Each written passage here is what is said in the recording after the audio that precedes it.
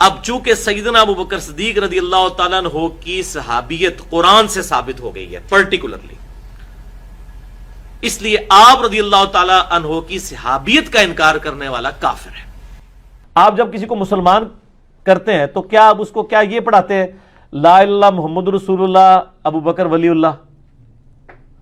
تو اب حضرت ابو بکر کا انکار کرنے سے وہ اسلام سے نہیں نکلے گا، تو اب حضرت ابو بکر کا انکار کرنے سے وہ اسلام سے نہیں نکلے گا۔ اس لیے آپ رضی اللہ تعالی عنہ کی صحابیت کا انکار کرنے والا کافر ہے۔ یہ میں آپ کو ایک کرٹیکل ایشو سمجھانے لگا ہوں۔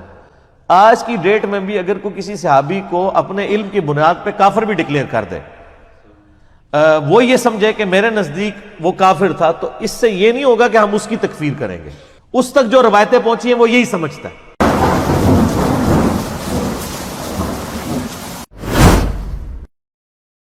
اور یہ جو چیلنج والی ورڈنگ اور مناظرے یہ نہ ڈالا کریں پلیز، آپ علمی اختلاف لفظ یوز کر لیں۔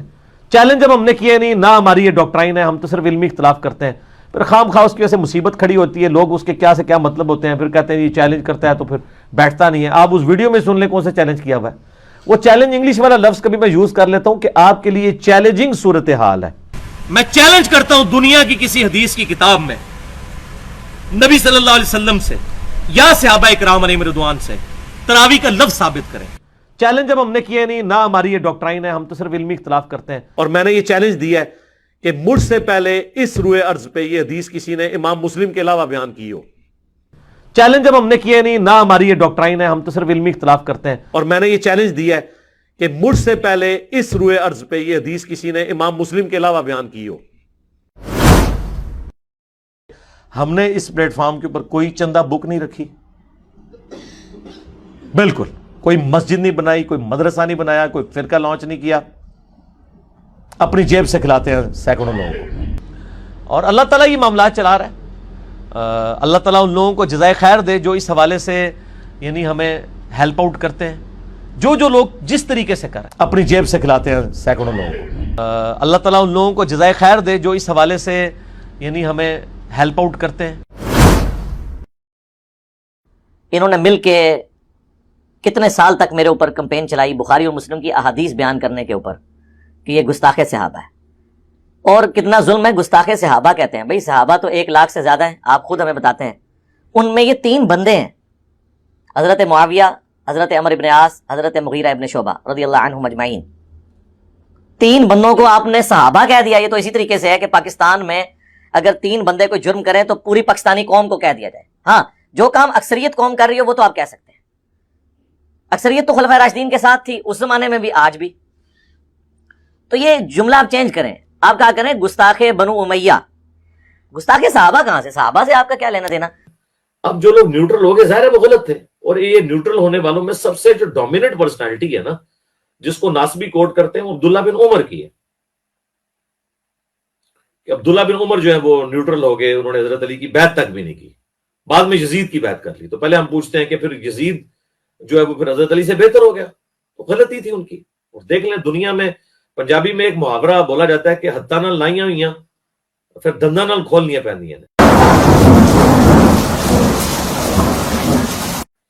تو قوم سمود نے جب اونٹنی قتل کی تو ان پر عذاب آیا تھا۔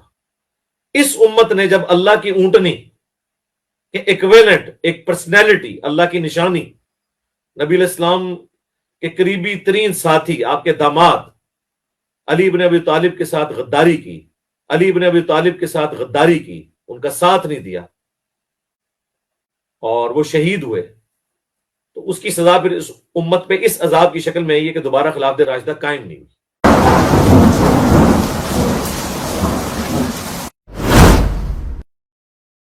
پہلے تو وہ میرا لیکچر لے کے آئے جس میں میں نے حضرت معاویہ رضی اللہ تعالیٰ عنہ سے متعلق ان احادیث کا انکار کیا ہو، انکار بتائیں۔ علم حدیث میں یہ چیز بھی مانی جاتی ہے کہ ضعیف یا جھوٹی حدیث کی ایک نشانی یہ بھی ہوتی ہے کہ وہ حضرت معاویہ کے حق میں ہوتی ہے رضی اللہ تعالیٰ عنہ، یا جھوٹی حدیث کی ایک نشانی یہ بھی ہوتی ہے کہ وہ حضرت معاویہ کے حق میں ہوتی ہے رضی اللہ تعالیٰ عنہ۔ تو سب سے پہلے تو امام بخاری کے سامنے آپ پروٹیسٹ کریں کہ انہوں نے حضرت میر معاویہ رضی اللہ تعالیٰ عنہ کے چیپٹر میں جو फजाइल के ऊपर चैप्टर बांधा और उसका नाम रखा जिक्र मुआविया। फजाइल के ऊपर चैप्टर बांधा और उसका नाम रखा जिक्र मुआविया। वहाबी जो अहले हदीस फिरका है, इसके जो बड़े इमाम है इब्न हजर अस्कलानी, उन्होंने जिक्र मुआविया चैप्टर सही बुखारी की जो शरह लिखी है फतहुल बारी, वो जरा पढ़ के देख ले। उन्होंने लिखा है कि इमाम बुखारी ने जहां जो लफ्ज जिक्र मुआविया लिखा है तो उन्होंने अपने उस्ताद इसहाक बिन राहवई की पैरवी की है, इस एतबार से कि हजरत मुआविया के लिए वो स्पेसिफिक कोई फजीलत नहीं मानते थे, और इमाम बुखारी भी कोई फजीलत नहीं मानते थे, और इमाम नसाई और इमाम हाकिम ने भी हजरत मुआविया रदी अल्लाह तआला अन्हु के हक में सहाबी होने के अलावा कोई स्पेसिफिक फजीलत नहीं मानी है। उन्होंने हजरत मीर मुआविया रदी अल्लाह तआला अन्हु के चैप्टर में जो फजाइल के ऊपर चैप्टर बांधा और उसका नाम रखा जिक्र मुआविया, ये कैसे हो सकता है कि सही बुखारी के अंदर कोई हदीस आए और मैं उसका इनकार कर दूं? झूठी हदीस की एक निशानी ये भी होती है कि वो हजरत मुआविया के हक में होती है रदी अल्लाह तआला अन्हु।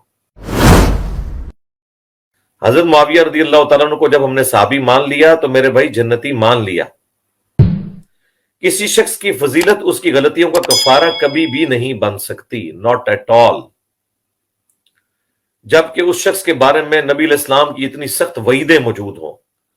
सही बुखारी 2812, अम्मार को एक बागी जमात कत्ल करेगी, अम्मार उन्हें अल्लाह और जन्नत की तरफ बुला रहे होंगे और वो जमात जहन्नम की तरफ बुला रही होगी। तो नबी इस्लाम को ये चीज पता थी कि कौन सी जमात जहन्नम की तरफ जाने वाली है, ले जाने वाली है, और कौन सी जन्नत की तरफ है।